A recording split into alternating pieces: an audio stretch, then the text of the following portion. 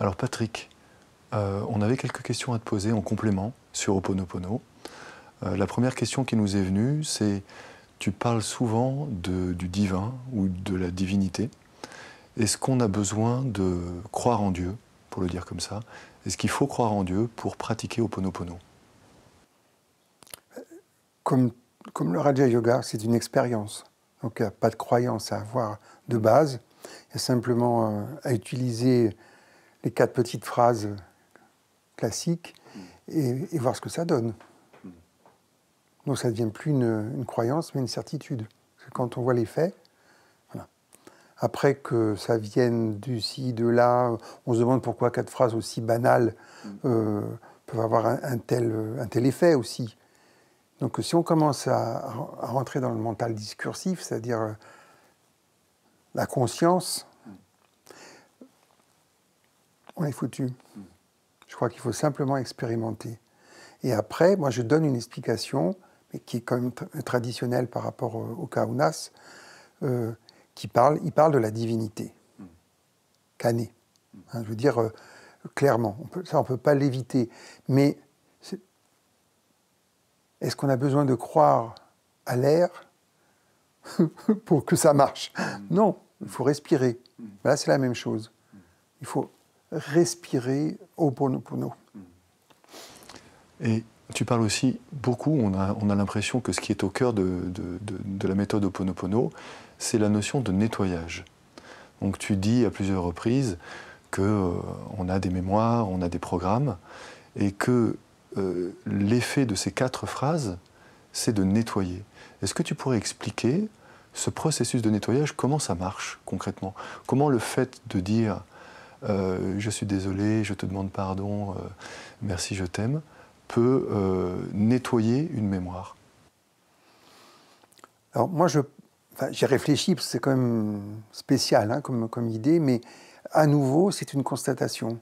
Je veux dire, c'est presque l'équivalent d'un mantra. Je pense qu'on dit le mantra, on ne le comprend pas, mais on voit les effets du mantra. Je crois que c'est ça qui est important. Après, l'histoire, c'est une histoire d'ouverture. Donc, comment travailler sur le subconscient, Unipili, c'est pas évident. Alors, il y a beaucoup de méthodes. Ce qu'on fait aussi dans le Sage Marg, on nettoie aussi les samskaras, les tendances, les grossièretés. Donc, ces tendances, tout le monde cherche à nettoyer, à purifier, pour laisser la place à ce que nous sommes réellement, c'est-à-dire divin. Donc, il y a des couches, il y a des enveloppes, il y a des tas de choses qui se sont superposées et qui sont mis entre nous et notre source, on pourrait dire. Pour ça, pour répondre à ta question par rapport à Dieu, c'est notre source intérieure. Donc, l'idée, c'est d'être à nouveau soi-même, authentique, et de pouvoir retirer harmonieusement ce qui nous empêche d'être dans cet état zéro. Je pense que c'est un état originel, un état premier, qui fait qu'on est en connexion avec nous-mêmes et avec tout ce qui existe dans la création. Donc c'est une liberté, c'est une ouverture. Donc en gros, on pourrait dire que ce sont comme des interférences. Alors ce sont nos interférences, c'est ça qui est bien. Donc si on le décide, on peut se libérer des interférences qui se sont superposées à cette source, moi je dirais de lumière et d'amour, et aussi de présence, voilà, qui est carrément notre héritage réel. Et tu parles de liberté. Alors, il y a une phrase qu'on associe souvent à Ho'oponopono, c'est tout est possible. Est-ce que ça veut dire que quand on pratique Ho'oponopono, réellement, tout est possible, on peut faire tout ce qu'on veut? Est-ce que c'est ça la voie qui est proposée par Ho'oponopono? Certains le disent. Construisez votre vie à partir d'Ho'oponopono, faites ce que vous voulez.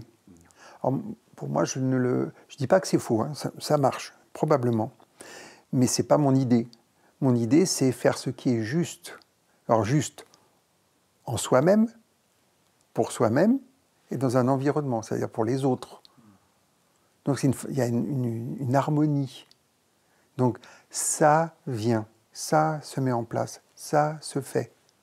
Parce qu'on a accepté de s'effacer face à quelque chose qui est vastissime et qui nous donne notre pleine et juste place dans la création, dans la société, dans la famille, dans notre vie. Alors que quand on est dans le mode habituel, alors c'est plus ou moins vaste, mais c'est notre monde interne, mais avec des frontières qu'on a mis, alors on avait parlé des 4 aspects d'influence karmique, héréditaire, sociétale, etc. Donc, qui fait que, voilà, c'est soi-disant on est libre. Ah non, on est formaté, on est conditionné. C'est arriver à aborder la vie, l'existence de manière spontanée, innocente, fraîche, sans a priori. Et qui va donner un peu ce dont je parle des fois, cet émerveillement. Parce que pour se rassurer, on a besoin d'un cadre. Bon, ce qui est normal. Dans l'éducation, on met des cadres. Mais à un moment donné, quand vous vieillissez, cette sécurité vous donne un emprisonnement, un enfermement, et vous avez toujours la même chose, la même réponse, les mêmes choses. Mais c'est lassant. C'est pour ça que les gens deviennent déprimés. Alors que si vous y allez avec cette liberté intérieure qu'a donné cet état zéro, qui est très intégrateur, surtout qu'on le fait à partir du cœur, et dans une dimension d'amour, on est prêt à la prochaine aventure, à ce qui va se présenter, on est prêt à accueillir les gens, les situations, voilà, c'est joyeux. Et donc on est prêt à l'émerveillement. Et alors si on n'est pas dans cet état-là, on fait « oh, Pono. » On nettoie parce que c'est quand même... Il y a une interférence, on se dit « mais c'est pas normal ». Tu parles de liberté et en même temps, tu parles d'effacement. Ouais. Alors ça pourrait sembler un peu paradoxal, le fait d'avoir à s'effacer pour être libre. Est-ce que tu pourrais nous résoudre cette bizarrerie, ce paradoxe? Voilà, c'est pour ça que dans toutes les voies, on parle de libération. C'est-à-dire qu'en réalité... quand on écoute, que ce soit d'Occident ou d'Orient, on considère que l'être humain est emprisonné. Il est dans une prison, alors plus ou moins dorée. Il y a des prisons et des prisons dorées. Mais alors, si les gens sont contents de ça, c'est leur liberté. Mais si vous voulez une liberté totale, c'est ce que je dis, c'est dans le divin, ou moi ce que je dis en Dieu, parce que je suis un mystique, mais c'est dans le divin. Ça veut dire que cette liberté inclut tout ce qui existe, et donc donne accès à tous les possibles, mais dans ce qui est juste aussi. C'est ça la question. La liberté, c'est je fais ce que je veux comme je veux. Ça, c'est des enfants qui parlent comme ça. Ce que je donne comme exemple, un enfant, si on le laisse... il ne mangera que des sucreries, que des douceurs, ou que des frites, ou des choses comme ça. Alors, un peu oui, mais ça ne peut pas être la base de l'alimentation. Parce qu'on sait que ça va le rendre malade. Donc, il y a un équilibre à trouver.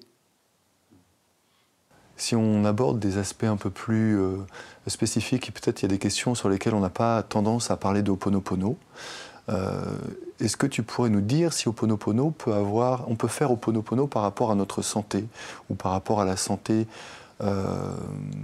d'un être? Est-ce que c'est possible? Oui, oui, absolument. Parce que les maladies, à la base, on a tous des maladies différentes. Je veux dire, un fond commun, mais c'est absolument spécifique et qui sont liées à tous les plans de l'être. Ça peut être héréditaire, ça peut être occasionnel par rapport à une épidémie, par rapport à un coup de froid, etc. Mais ce qui est chronique, ce qui est en profondeur, va correspondre vraiment à nos tendances profondes et sont inscrits dans ce fameux subconscient. Donc nos maladies sont dans ce fameux subconscient, et là on va aller plus loin, on va dire au niveau de l'ADN. Donc il y a une inscription.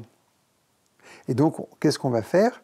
On va nettoyer ça, on va libérer les causes profondes de la maladie. Alors, ce qui ne veut pas dire qu'on ne doit pas se soigner. Bien sûr, on se soigne normalement, comme on le fait d'habitude, mais on va aller à la racine de la maladie, qui peut être héréditaire, psychologique, physiologique, etc. Donc là, l'avantage, c'est qu'on n'a pas besoin de comprendre et de savoir d'où ça vient, mais puisqu'on est sollicité par une maladie, on nettoie cette maladie, la source de la maladie, la cause de la maladie en nous, et donc il y a une résolution possible. Alors, tu vois, dans ma question, il y avait une petite hésitation sur une maladie qu'on a ou sur une maladie que quelqu'un d'autre a. Et c'est vrai que c'est un point sur lequel que tu as déjà abordé, mais j'aimerais que tu le précises, le fait que c'est ce que toi tu appelles le principe de résonance. Donc le fait que quand je nettoie en moi sur moi, il peut y avoir quelque chose qui se passe aussi à l'extérieur. Mais que d'une certaine manière, il faut que j'ai une certaine vigilance sur mon focus, sur le domaine sur lequel je fais porter mon attention. Moi, je peux donner un exemple. Quand je suis face à un patient et que je me sens perdu, désarmé, je ne sais pas quoi faire, je fais Ho'oponopono, et en moi. C'est-à-dire, puisque je n'ai plus accès quelque part à la personne, à des solutions, ou que mes techniques me semblent un peu pas appropriées, etc.,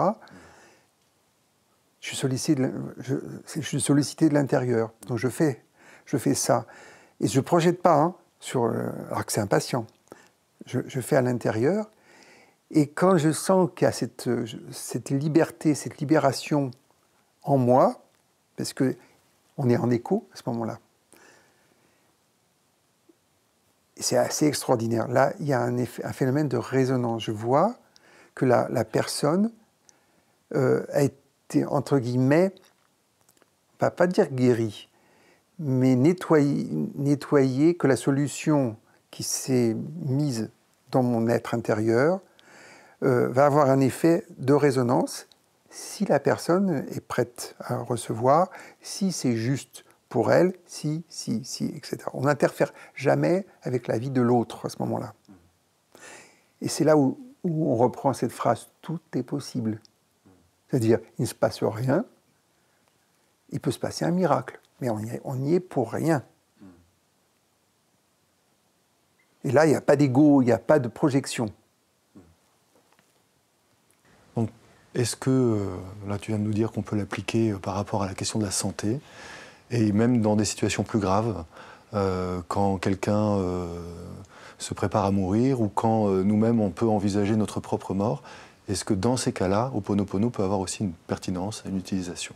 Oui, on l'avait vu déjà sur le travail par rapport au temps, qu'on pouvait prendre la journée, la visiter et la nettoyer, qu'on pouvait tout à fait aussi reprendre notre vie, et que les passages importants de notre vie qui restent marqués peuvent être nettoyés.